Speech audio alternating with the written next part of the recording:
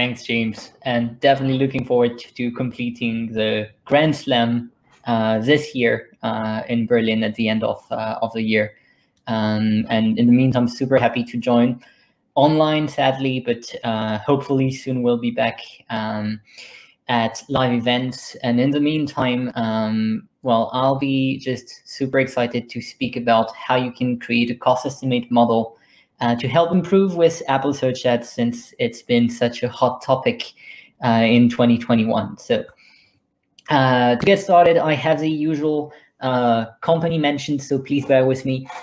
I work with AppTweak.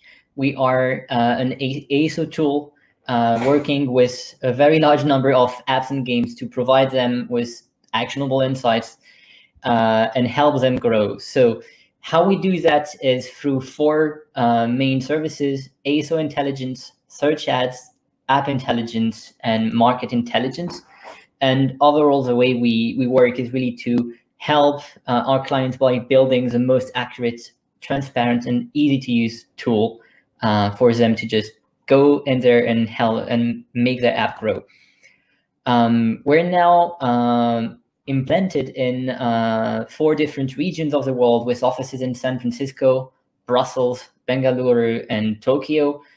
So we're always trying to also have people available in our client's time zone to really help in the timeliest manner. And we've been working with a lot of major app and game developers, so looking forward to expanding on that and continue to add value to this amazing industry.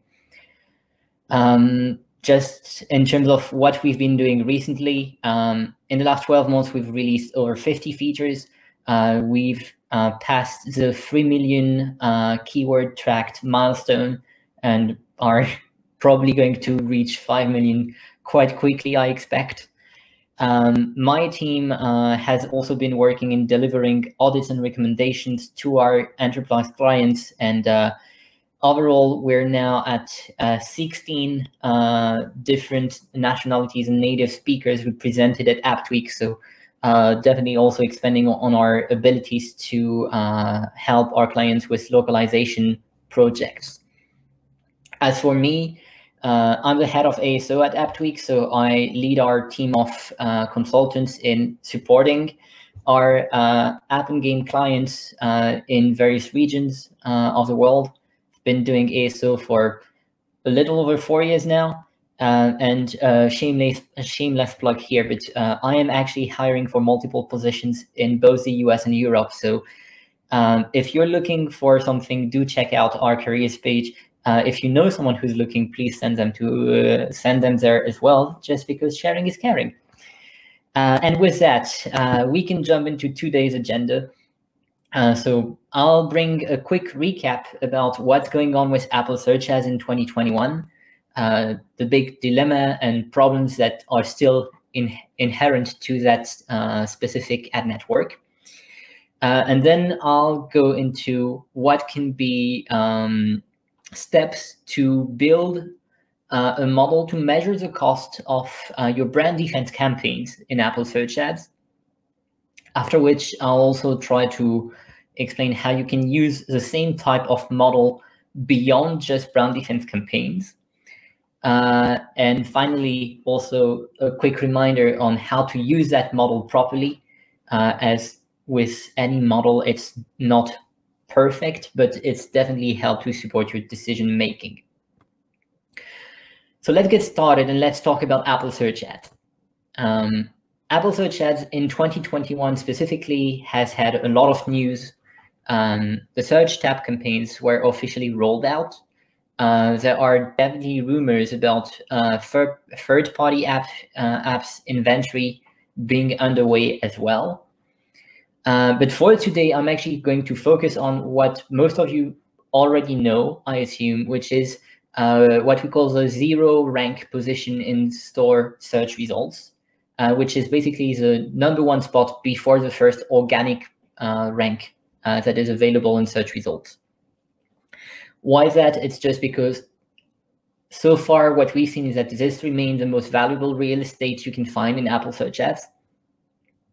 And it's a real estate that's been driving more and more attention because of the other big news of Apple this year, which was ATT.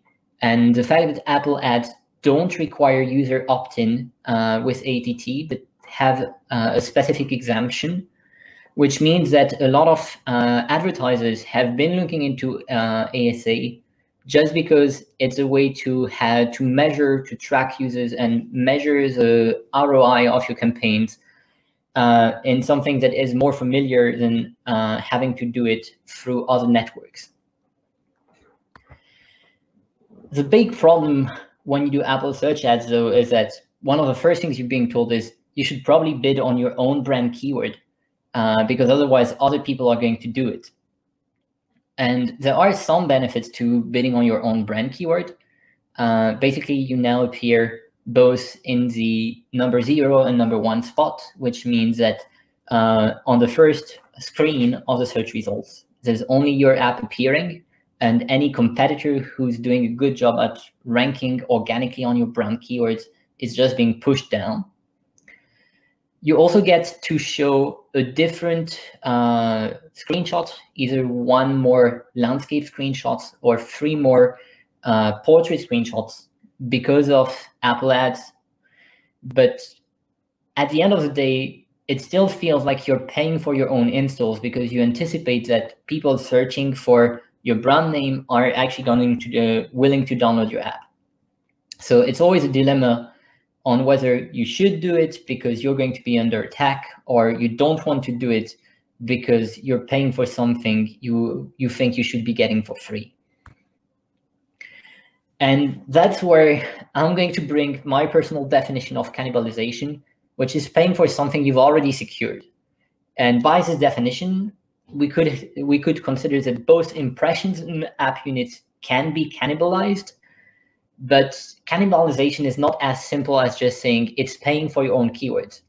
Because if you're not paying for your brand keywords with Apple search ads, a competitor might be able to somewhat steal part of your traffic.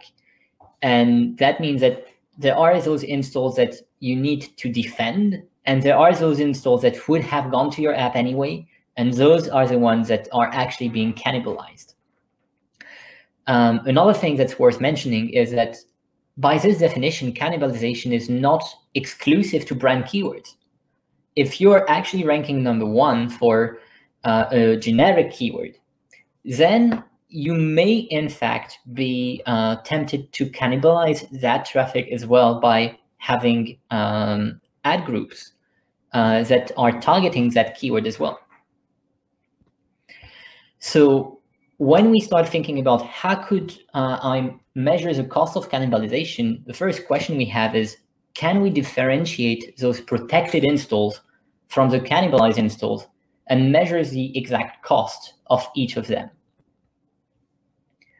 So with the specific example of brand defense campaigns, that's where we started asking a few more questions. And basically the first one was to say that if we want to differentiate between cannibalized and protected, the question is, if an Apple search ads impression goes to a competitor instead of my own app, which app will that user, that impression, which app will that user choose, whether they choose the paid impression search ads or the organic number 1 rank of my own app?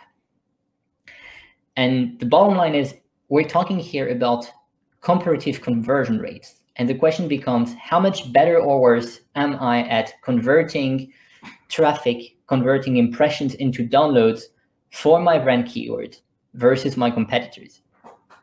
And as a consequence, if we are able to establish reasonable assumptions for the conversion rate of my competitors, then I would actually be able to build a model to project the cost of cannibalization and protection.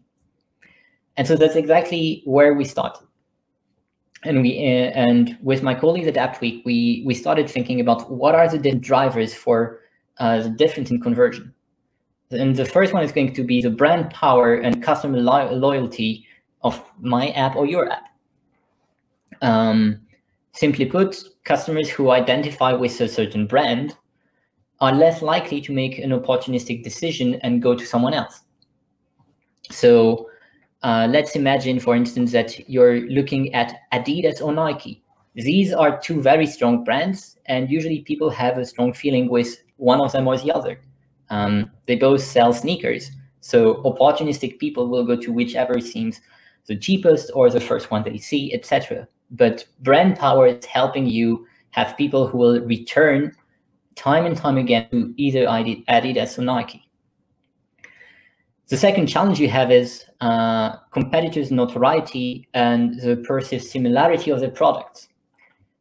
So if we go to the music apps world and we talk about Apple Music and Spotify, let's pretend for a second that I'm working at Spotify.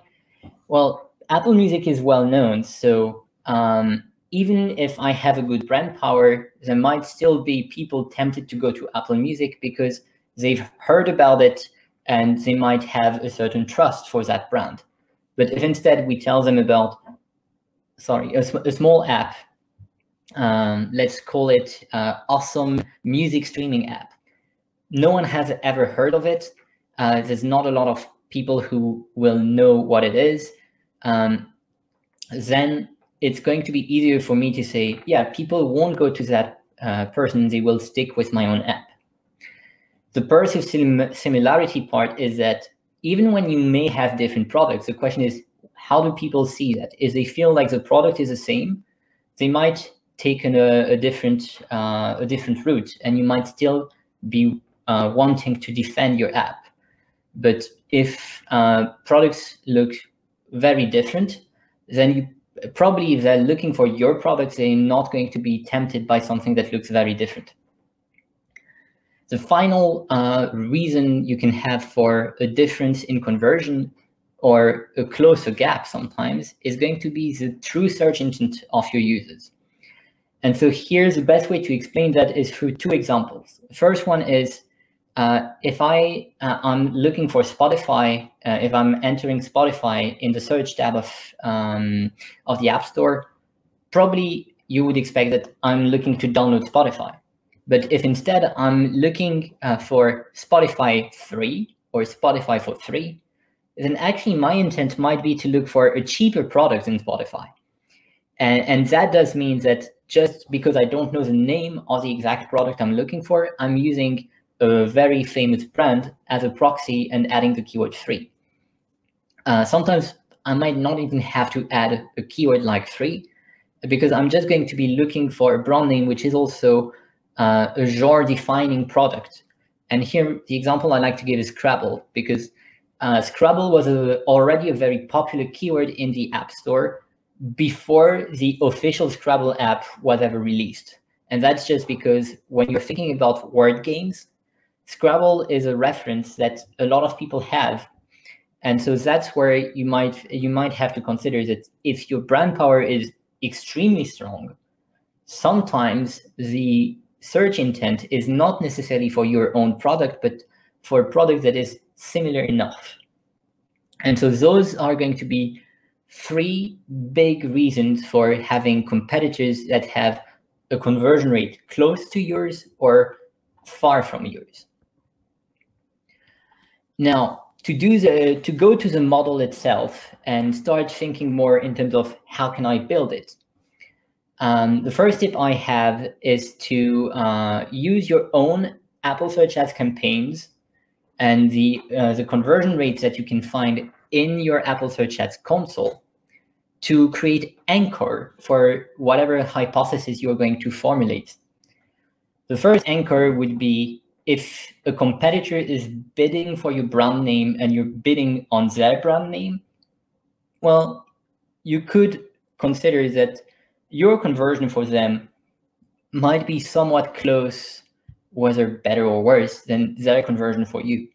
So that's going to be a first number you can use to start thinking, okay, let's be conservative and suppose that they're always doing a bit better than me. And then even my lowest estimate in the model is going to be slightly higher than my own conversion rate when I'm bidding on them.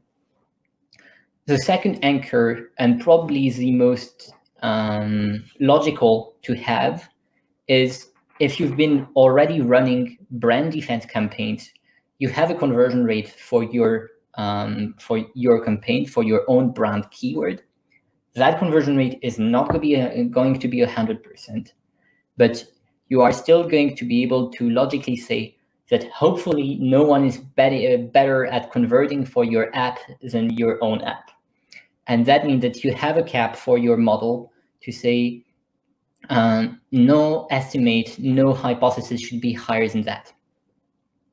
Once you have your two anchors, this is when you want to start developing multiple scenarios and trying to think about several hypotheses that you can consider. To have hypotheses that are based on reality, one thing you can do is go into your ASO tool and look at the organic keyword rankings for the brand name.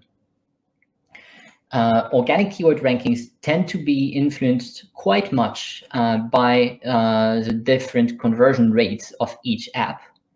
So if one app is ranking number 5 for your app, then probably their conversion rate on your brand keyword is not as strong as the app that's ranking number 3.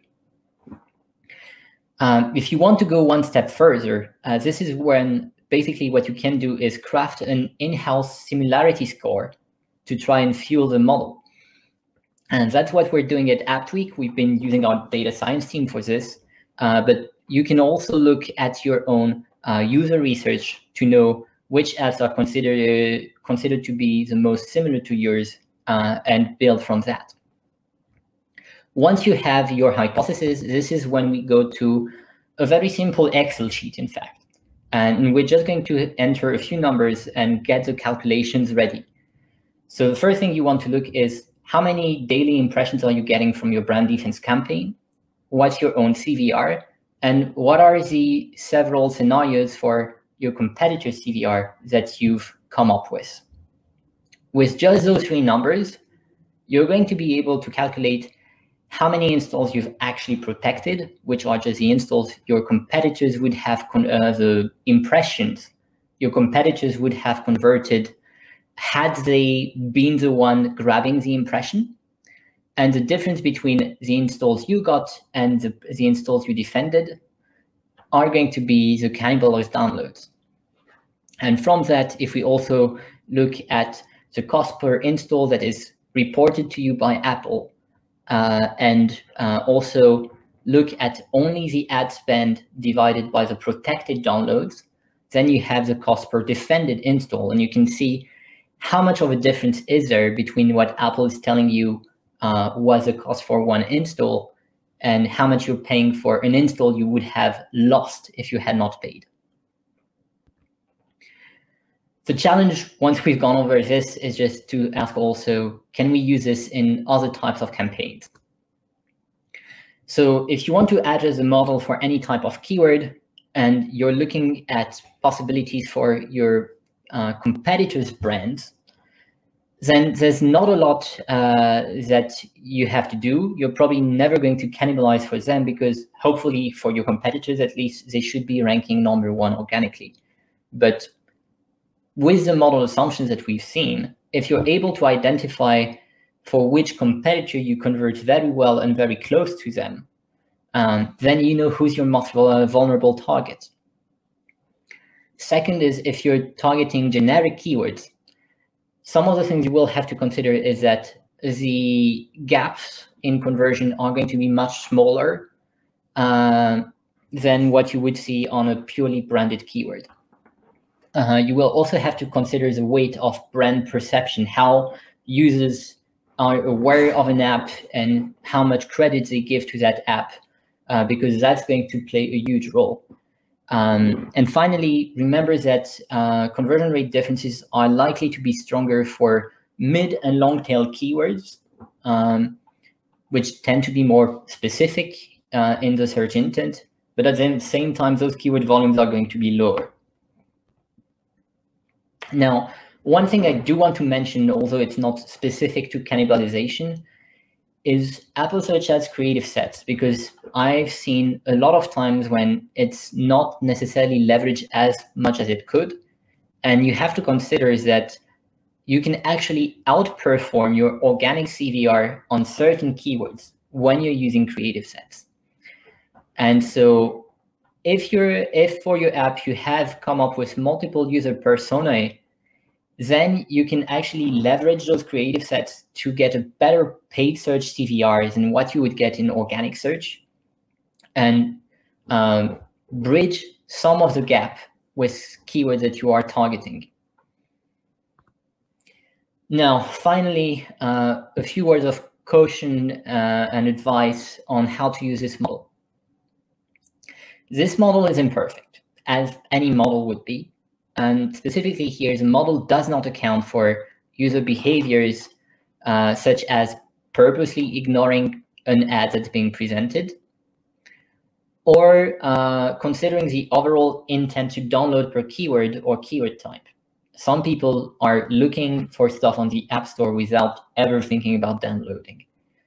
These two behaviors are not considered in the model because we can assume they apply somewhat similarly for many different things and are not specific to one app. That being said, you should be aware that these are behaviors that do exist, and therefore that's why, for instance, your own app will never have 100% conversion on your brand keyword. Another thing to consider about the model is that the accuracy is going to be based on the precision of your estimates. And that means that the best way to be accurate on what is the likely conversion rate of your competitors for your brand keywords or vice versa is usually better measured when you're testing time and time again. But now, why use it at all given those limits? Is just that the cost per defended install numbers you will find will give you an idea of how much higher these numbers are versus the cost per install you are getting from Apple. And that can help you set a certain limit at which you will consider is that it's worth still paying for your own brand keyword or scaling down your brand defense. So that's it for the presentation today. Do want to give a quick mention that these slides are actually available on our website if you're looking for them.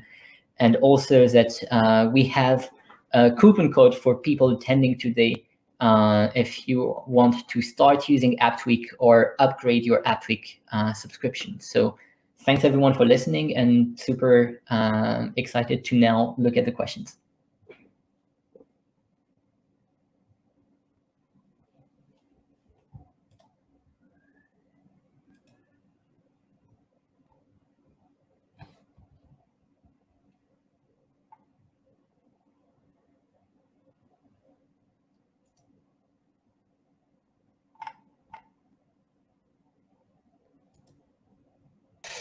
Sorry, I was muted there. Hi, Simon. So that was super interesting. What sort of, if anyone's got any questions, leave them in the questions tab. In the meantime, I've got a couple of questions for you. I see There's a little bit of a technical issue actually with the questions thing on my tab. Maybe that's not working, but okay. What sort of budget are you seeing people put into brand defense then? What do you, I mean, what are the sort of ranges, okay, for a kind of small, medium, you know, super large publisher? I think it's a case-by-case situation. So I wouldn't give a fair representation by giving any number. But to me, the question is always for any developer, what are you willing to spend? And when we're talking about brand defense, are you doing it just because you've been told you have no other option because you're seeing you're under attack? And how much weight are you giving to these attacks? Because some developers are being attacked by people who have very good conversion rates for them, and others are actually being attacked by brands that have very little to do with them. And so here, this whole model was an idea to try and help them get a first opinion on, is it worth spending that money on brand defense, or should you be looking at other types of keywords, keyword campaigns, etc.? Got it. And you sort of mentioned some different examples of different types of apps and where it could be more or less important. Is there any kind of difference you've seen in the different verticals where it's particularly important to do brand defense, for example, as you're saying, if it's more subject to kind of generic searches, or, you know? Yeah, absolutely. To give an example, I would say that, for instance, the music category is a very specific and a very challenging one, because you have some very strong brands. I like to speak about Spotify because I've been working for competitors of them in the past, but beyond just Spotify and their competitors, you just have a huge challenge, which is that most functionalities of all music streaming apps are relatively close to one another. So if you're looking for just a product to listen to music, you can probably be interested in any of them. At the same time, that's where these apps are starting to try and create differentiation by going into various content. There's a reason, for instance, why a lot of them are trying to sign also podcast deals. And you're also trying to just build a certain brand. So Spotify has a very strong approach to data and recommendation. SoundCloud has a very nice history of working with underground artists, and I think they're exploring that. And if we think about YouTube Music, obviously you're thinking about videos and therefore live performances, etc. So here, the big challenge we have in this vertical is how much of the intent is going to be driven by just the product and how much is driven by the brand. And so that's where you want to think, okay, if another brand is bidding on my keyword and they're perceived as similar, I have to defend myself. But if the brand that's the most active on my own brand name is very different and perceived as such, then I might be able to relax a little and not defend as much. Okay, great. And my final question on that is, are you seeing brand defense budgets rising? Are they kind of, is there a big push to this, or has it been pretty stable since this platform launched?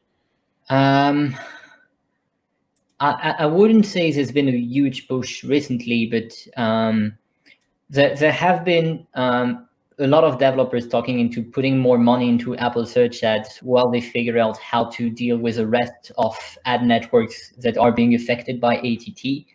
And usually the first budget inside Apple search ads where people are spending is brand defense and conquest, so targeting competitors. So as a result, I do believe there has been somewhat of an increase. It's not necessarily as huge as some might have anticipated, but I would say it's there.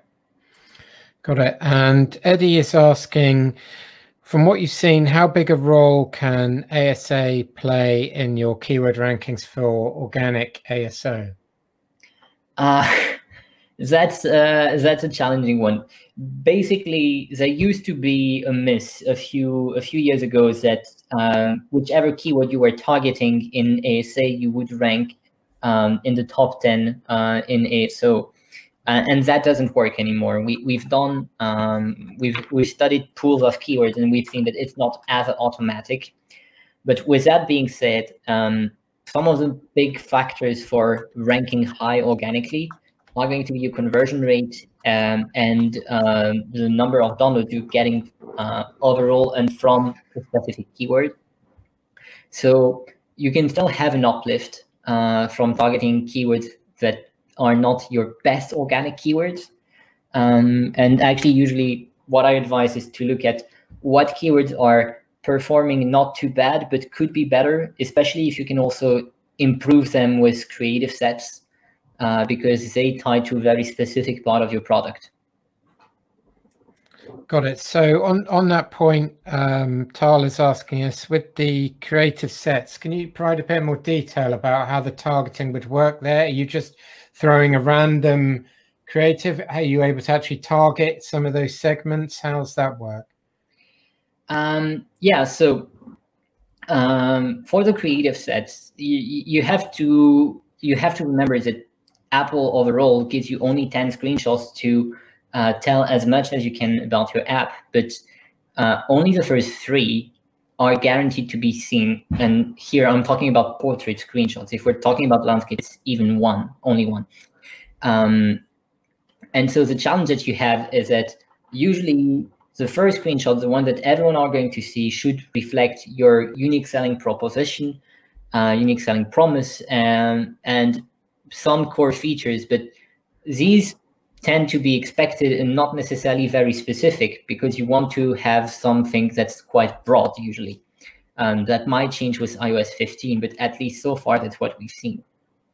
And so when you have these broad screenshots at first meant to appeal to an entire user base, but then you also have more specific features in your app that can please certain types of customers, then having a creative set where you have one screenshot meant to target one specific intent, and having matched that intent with a certain number of keywords, that's where you can say, let's show them this screenshot instead, because this is what they're actually going to be interested in the end. And so earlier in the presentation, I had a slide showing, for instance, how a fitness app is able to target both people looking to, for instance, build muscle or looking for nutrition advice. You have apps that have those wide arrays of features, and this is where creative sets can really help them. Okay, got it. I think that's quite an interesting thing to explore. Maybe something we could look at in the future with a few more examples. Yeah, it sounds like an interesting tactic. Yeah, I think this one is actually going to be worth exploring, especially because of iOS 15. Since also one thing that you do have coming is going to be the custom product pages, but those won't work in search. Those will only be available for your referrer campaigns. That's going to be a tremendous boost to marketing on the App Store. But for the purely search part, and at least in what Apple is communicating, search remains the first driver of installs in the App Store. That's where creative sets are still going to be relevant and definitely something worth exploring. Got it. And another question from Eddie, which is, if you're a smaller app, is this something you can use to go against people with bigger budgets? Should you be maybe looking for, brands where they're not protecting their keywords? Maybe they're not that that savvy, I guess. I can think of a few different ones that maybe there's still a window of opportunity. Is this something you can do, or is this not really something for people without deep pockets? No, it is something. I mean, it's meant to save money, so it's meant for everyone. And usually, the medium size and smaller size are going to be the first one looking at this. But even if you're thinking, well, I don't have to defend my own brand, looking into the model for the way of formulating hypotheses and understanding a bit better what are going to be the drivers for converting better or worse on certain keywords is going to be something that can help you make choices into which other brand to target, for instance, or also which keywords are making the most sense for you. And obviously, if you're using an ASO tool and able to look at what are the competitors or apps fairly similar to yours that are not protecting their brands, and definitely here you don't have as much to lose at and just can go try to see how it converts, and just remember to look at the ROI for you, and don't think that just because something is not being protected by as a big brand, it's always going to perform as you intended. But that's where also leveraging ASO tools is going to help you. Okay, well, on that point, ASO tools. So AppTweaks started to mainly focus on ASO, organic stuff. What can you do to help with an ASA type of campaign? So part of what we're doing on ASA is being revamped by our product team right now. So I can't disclose too much just yet, but really good stuff are coming. What you already have in the tool today, one of my favorite features, in fact, is what we call the organic keyword protection detector. And it's just going to look at what keywords are bringing you some of the most visibility and downloads that you can get organically, and for each keyword, tell you if we've detected any search ad in the past 90 days and the share of voice of all the ads that we've detected per app, to know if your keywords are being under attack, if you're defending them, but they are still being targeted, or also if there's an opportunity, because if you're looking at a competitor's name, you find out that maybe other apps are bidding for that, but the competitor itself is not defending. Got it. Okay. So I think that's it for the questions. So we are looking forward to hearing more about that, maybe the next session. So maybe we can just grab the put the slides back in the stream. There it is. So best way of getting in touch is what? Go to apptweak.com, and you've got an offer here. I think the code. I think we've put it in the office page as well. Maybe I'll share that. Yeah. Absolutely. It's APS USA 2021, available for about 3 weeks. So yeah, anyone looking for this and any question about AppTweak, just feel free to reach out. I have some colleagues in the chat, and otherwise on social media and on our website, we're always happy to discuss how we're able to help. Great. Well, thanks so much, Simon, and look forward to seeing you again soon. Absolutely. Thanks for having me.